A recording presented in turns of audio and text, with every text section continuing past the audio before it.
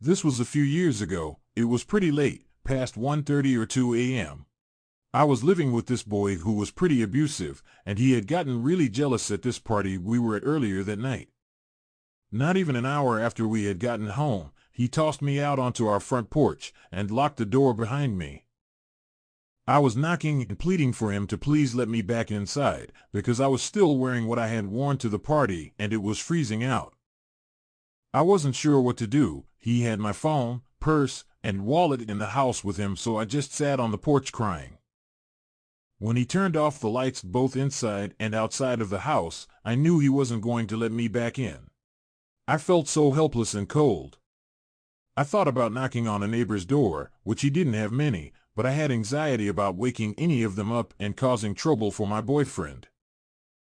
So instead, I decided I would try to walk to this gas station and motel, which was like a little less than a mile away, so I could use their phone to try to call a girlfriend of mine, to see if I could sleep over with her.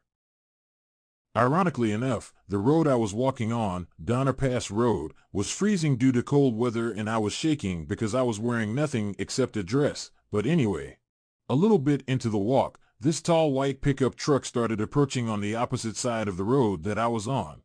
I tried not to make eye contact for obvious reasons, but then I heard the truck stopping and beginning to make a U-turn, and my heart just started pounding. I just about froze up, but forced myself to speed walk at the very least. The truck pulled up to me, and this guy rolled down his window and asked what I was doing out this late.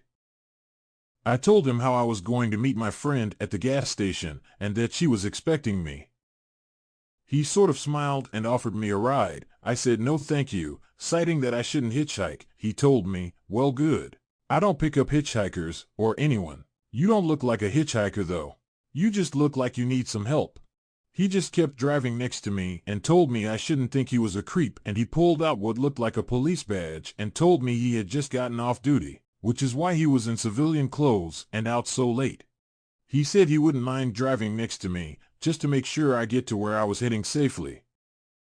I was naive and a bit too trusting of his kindness and credentials, and when he offered me a ride again, I said that it would be nice, because the gas station wasn't that far away anyway.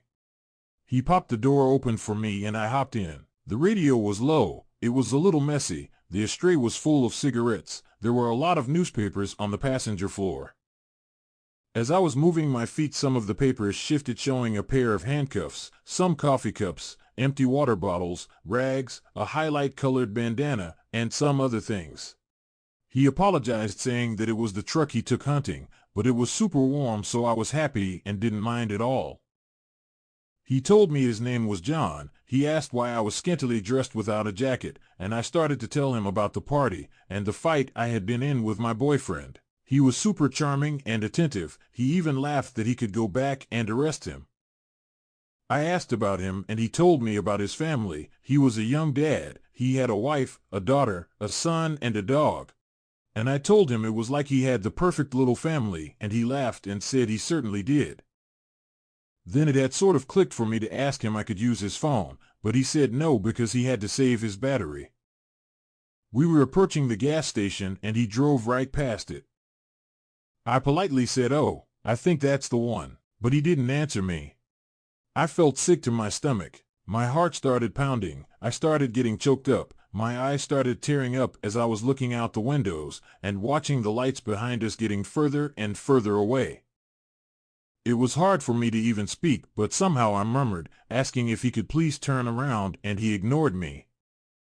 Whenever I would look at him, he just looked empty-eyed and emotionless, totally dead and glazed. I looked back out the window and down at the road to see if maybe we were going slow enough that I could make a leap out of the car without seriously injuring myself.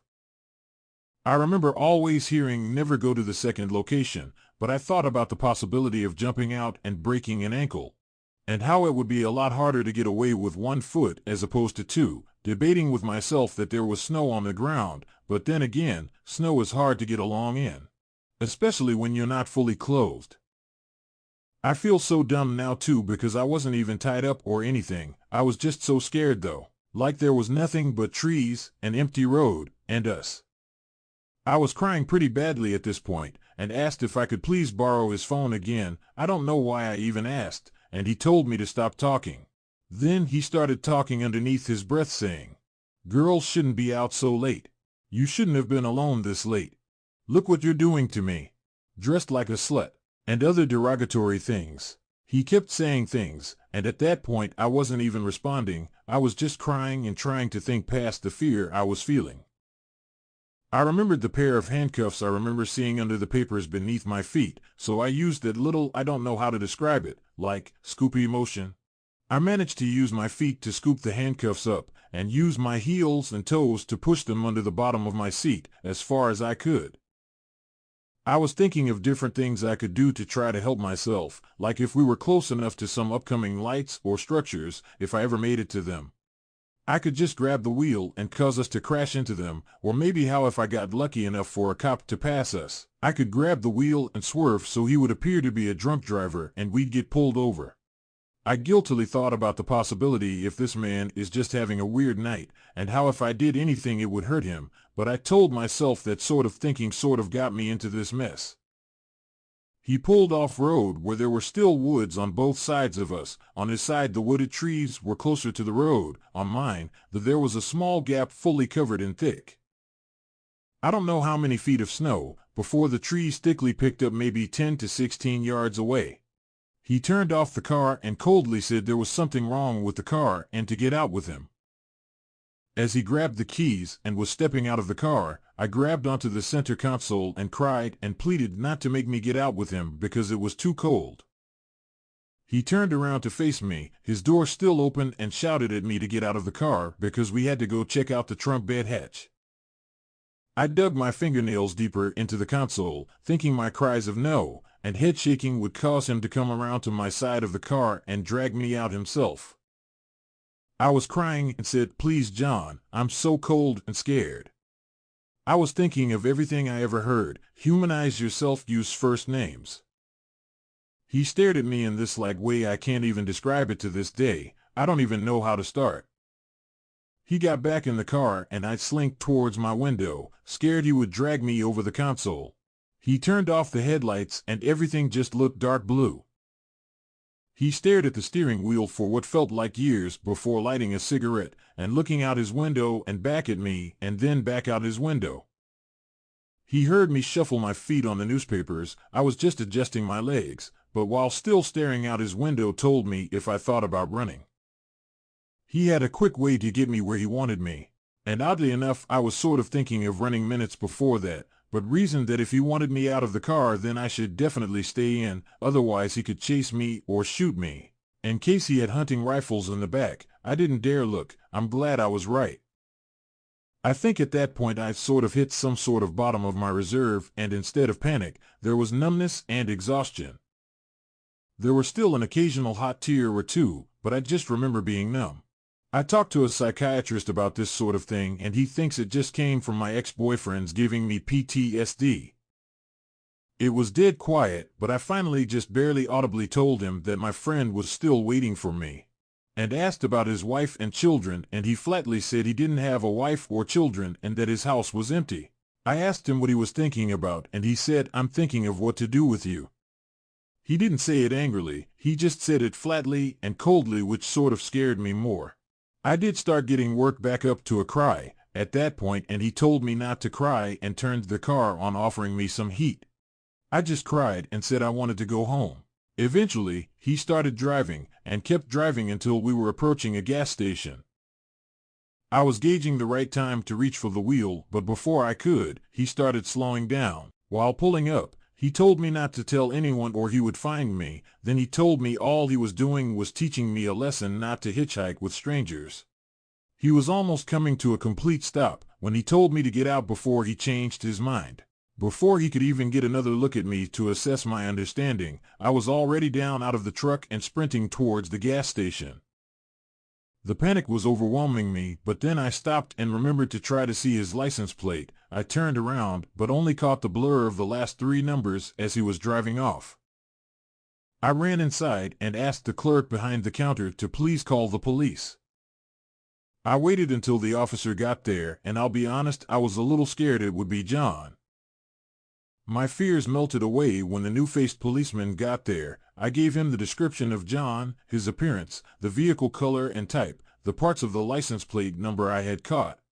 The fact he said he was an off-duty cop, just basically anything I could.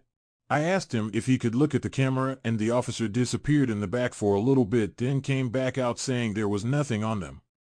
I asked if I would be able to look, and the officer said no and asked me if I didn't trust him, and I told him of course I did. The officer gave me a ride to my friend lecturing me for hitchhiking, consisting of him repeatedly asking if I knew who Ted Bundy was. Of course I knew. I was just naive to think it could never happen to me, and I was desperate for some warmth. I never heard anything back about the report that was made, so I would try to follow up, and each time I did, they never got back to me aside from this one time I was told my case number didn't exist. But that didn't stop me from trying to follow up. Throughout the months and years, I asked my friend whose home I slept over at that one night if she ever heard of any weirdness or anything since that incident had happened to her or anyone up there. And she always says no. So I sort of let it go and tried to tell myself that maybe he actually was just trying to teach me a lesson or something. I mean, I definitely never hitchhiked again, so if it was a lesson, it certainly worked. I never heard anything back having to do with the case. I never heard of any other odd experiences up there. Maybe it was just one man trying to teach me something. But honestly, sometimes I think I tell myself all of that to help me sleep better at night. It all felt really real. Even if it wasn't real, I'm really glad I didn't get out of the car in the woods that night.